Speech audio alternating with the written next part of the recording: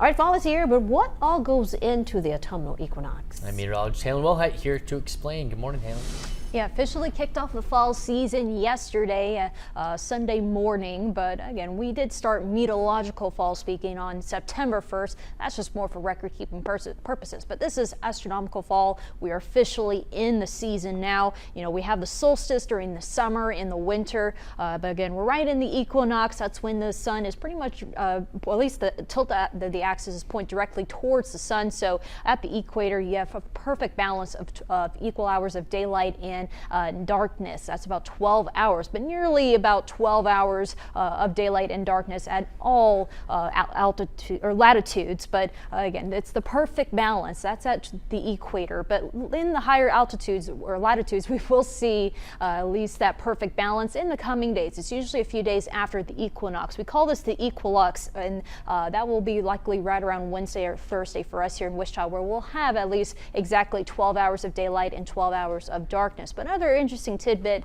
about the equinox is, you know, looking at the poles, especially the North Pole, they have just plummeted into darkness, and they will be in darkness all the way until next March, until the spring equinox. And that's the same story in the South Pole. However, they finally have just gotten out of the darkness, and now we'll have at least quite a bit of some more daylight until once we get into the spring equinox, which again, that won't be until once we get into March. But definitely you're going to start noticing over the next few weeks the daylight, it's getting shorter and shorter. The nights are becoming longer. So definitely enjoy it while it lasts, because again, fall is officially here. Jake will have a closer look at your forecast coming up in a few minutes.